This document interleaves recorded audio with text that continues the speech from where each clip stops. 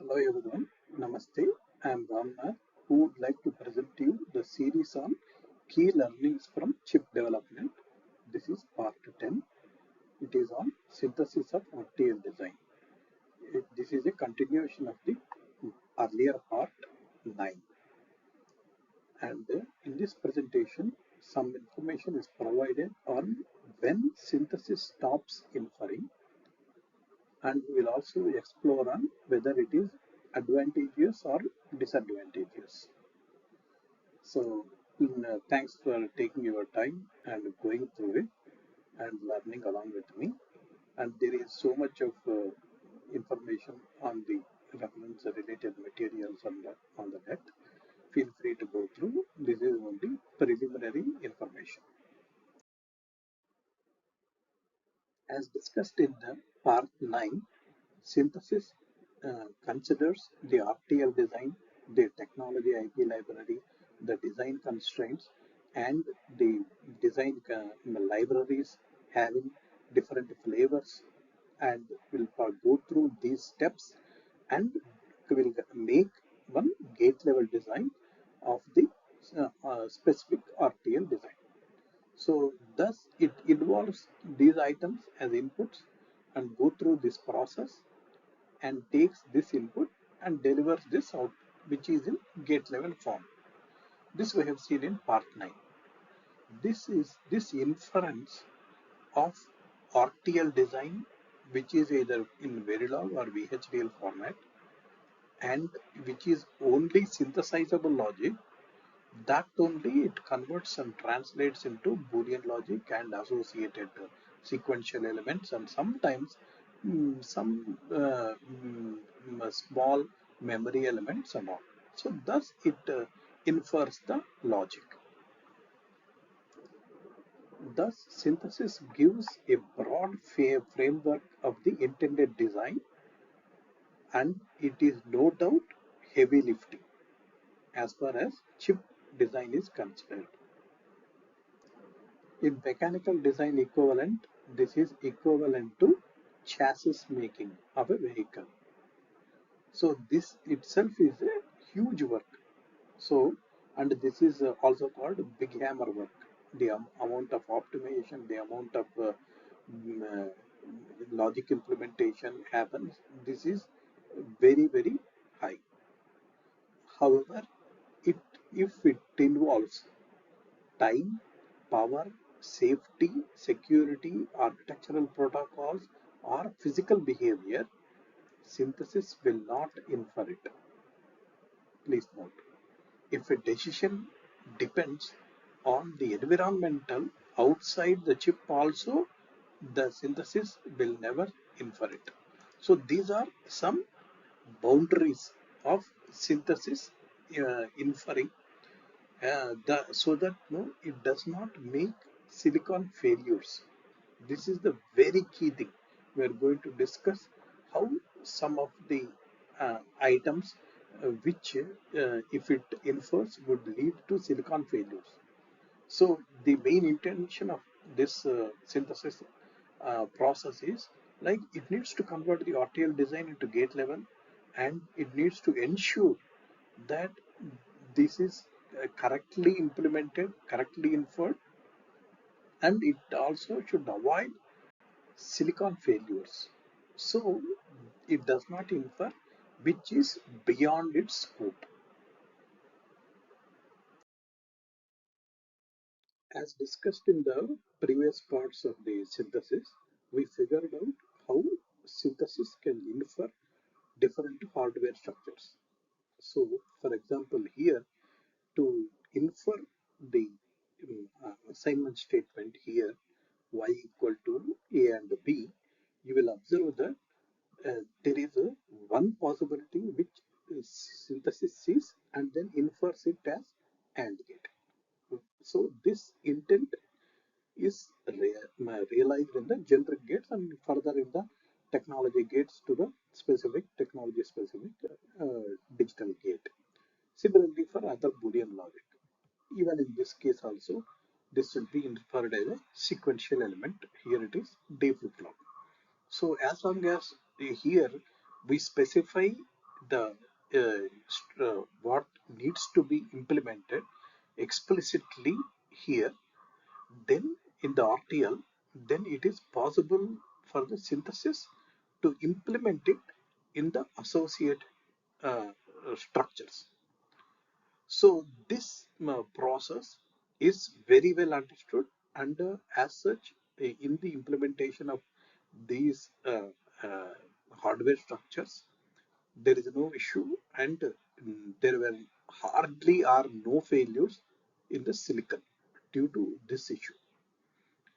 However, if you think of implementing these items, okay, that means like a clock structure or clock tree implementation or a reset strategy or DFT structures or cloud domain crossing or RDC, and all these items, if at all if you ask synthesis to do, then it will not do a good job. So we will figure out why it cannot do a good job. We'll see independently by taking each item, and mainly here the information is not present and only in the RTL. That is the key, and the information or the intent is spread out. So the synthesis cannot uh, mm, implement, say, clock gating intent so clearly and unambiguously. And there is a lot of physical environmental content also plays a role. Hence, it cannot do these activities. Okay, we will briefly go over each item and see why, if this intent is not implemented properly, things will become a silicon failure. Let's consider the first item, clock structure and clock tree, and then we will consider each of them one after the other briefly. So if you see here, what happens is in the clock tree structure, uh, the uh, the clock tree which is connected to several clock flip-flops is not having a four fan out or five fan out and all. That means like this clock signal is not connected to say 3 or 10 or 15 like that very small number of fan out. Usually, the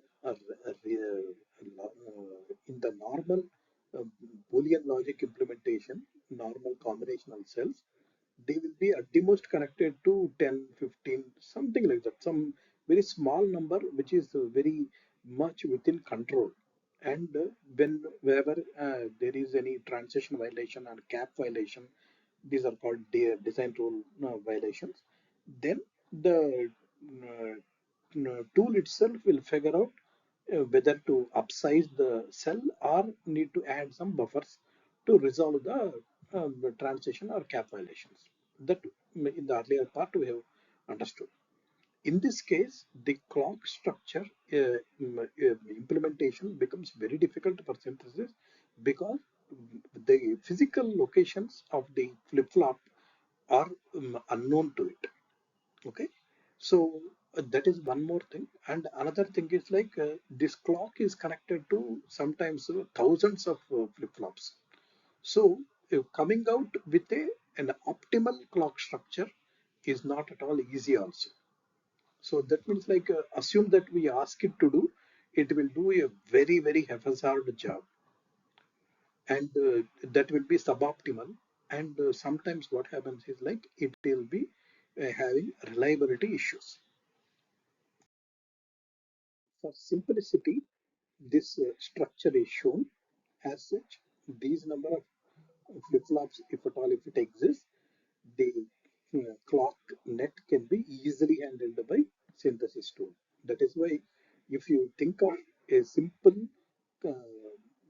shift register having say 5 or 10 bits, that can be easily handled by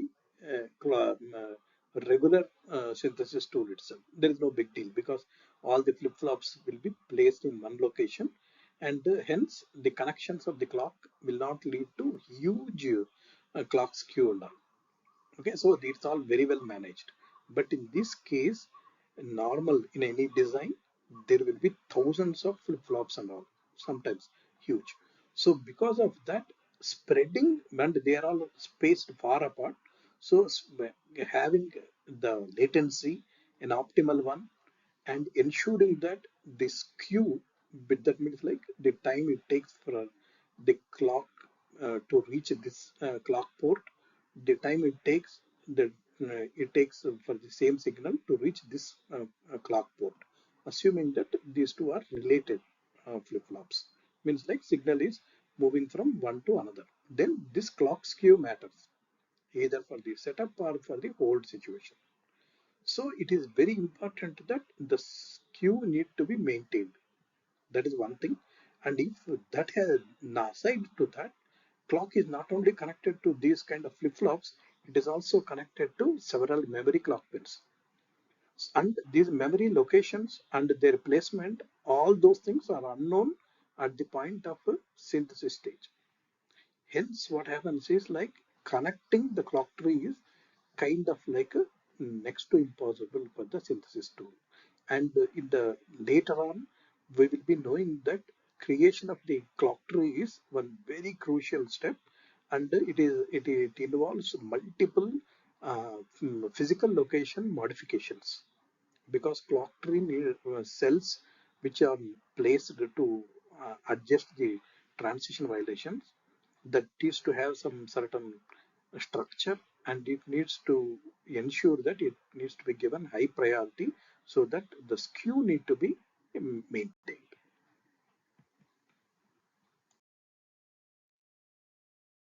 Consider this register to register signal transfer. So in this case, from this clock port, okay, then you will observe that clock is coming and then reaching this capture flap, and it is also going through the launch flap, and from launch flap it is going through some combinatorial network and then reaching this. So especially in the case of hold, which is actually very crucial as far as the reliability is concerned, where if the time it takes from here to here to here and the hold requirement is not met by this time, then there will be a hold failure. So we need to ensure that the during clock tree synthesis, this clock tree, this hold requirement need to be followed. Otherwise, the chip failure is imminent. That is one more reason because of their physical locations matter. Hence, the what type of cells need to be added to resolve the clock skew difference between these two, and considering the hold requirement, how many buffers need to be added here in the data part. All this is completely unknown to the synthesis tool because the geographical location of these flops are unknown, and the skew itself is unknown because the physical locations are unknown. Hence the skew related to this is also unknown. Hence this is not possible for the synthesis tool to predict the and implement the clock structure correctly. So this intent is not realized by the synthesis tool.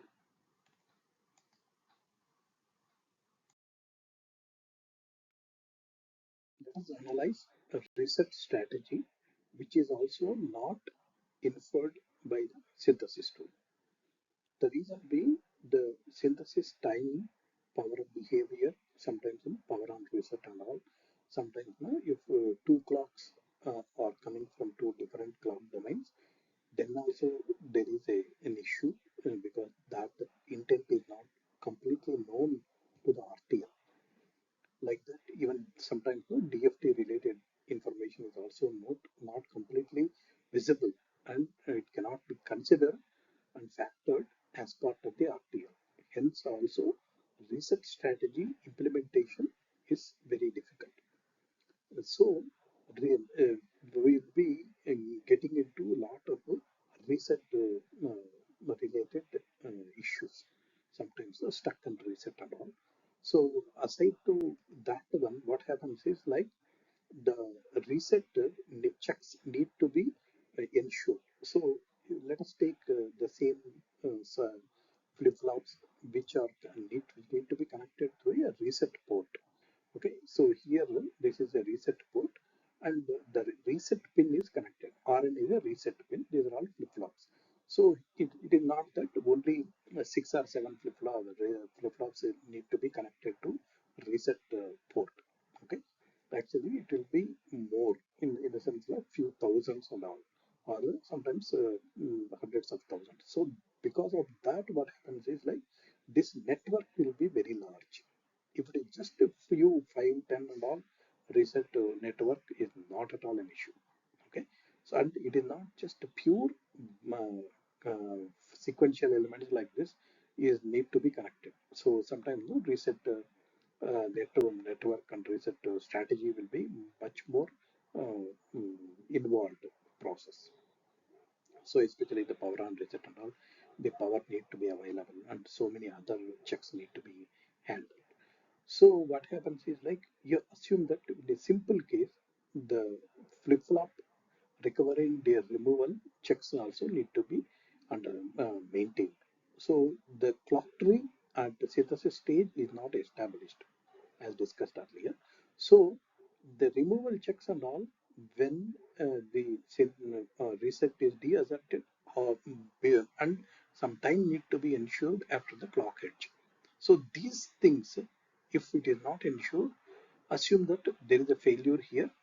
Then assume that these flops have come out of the reset properly after deassertion. That means like the flip flops are coming out of the reset. But this did not come. Then what happens is like the state at which this output will be is an unknown item. Because of this unknown, there will be serious issues in the chip functionality, and it will be sometimes so random that to figure out these issues, it will take a hell a lot of time, and it is a very costly thing. Hence, constructing the reset network should not be left to synthesis tool. This is one of the key requirements also. So, in this matter also, in this item also, the synthesis tool doesn't take an active role. It will only mention that this port need to be connected. If at all, if this is a simple thing like a sequential elements, it will tell that which ports it needs to be connected. So that kind of logical behavior is propagated, and the further when the physically implemented situation exists down the process, like after clock tree synthesis, these reset network will be constructed. Okay, and it needs to ensure that since it is going to thousands of flops and all, the transition time on this network should also be ensured. Assume that this flop is so far away, then if it is not additionally suitably buffered, then what happens is like by this time it sees this, it comes to the reset port, then it will not have sufficient signal strength, then it will not be able to reset this flop. So those kind of things should not happen. So reset is though is a large network like clock tree, and it is also very important. It need not maintain clock skew kind of issues, but its signal strength need to be ensured. Otherwise, no, assume that there is one very strong signal going in this way or in this way, then it can act like an aggressor and change the signal on this net, reset net, and then trigger it. That should not happen. Okay, it will lead to malfunction. RTL describes only functional behavior. Hence, the DFT structures which are not used fully in the RTL because its intent is not translated properly by the synthesis tool. Hence, you will find that uh, the controllability and observability aspects which are essentially needed as part of the testing of the design is missing out in the RTL. And the one needs to know that this testability is mainly to ensure the chip will work in a reliable manner at the customer end. Hence, the these structures which are later used after synthesis are implemented in a different manner in the downstream flow. So, however, I want to mention here that in the as part of DFT insertion, which is taken place after the synthesis, where the regular flip flop is converted into the scan flop.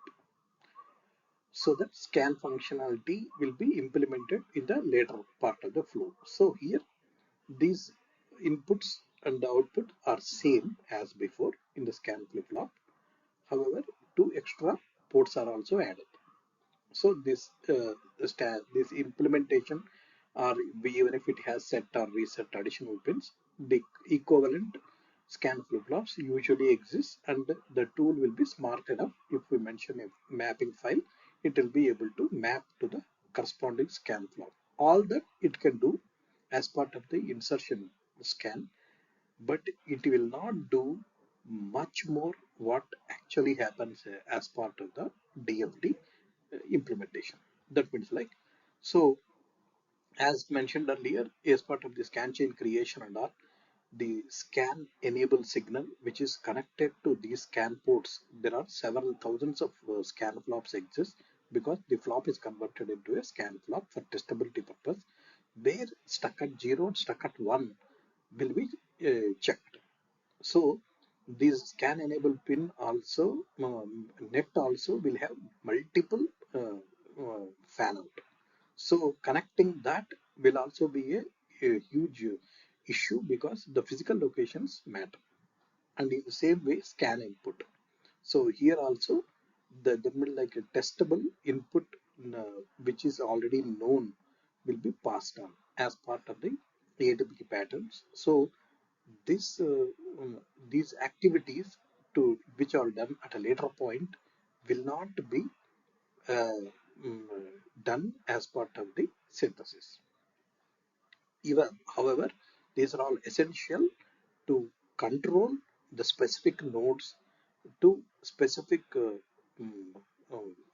voltage values, so that it will be observed later whether it is been correctly propagated through the design flow. In the sense like it is not design flow, I'm saying that through the scan chain.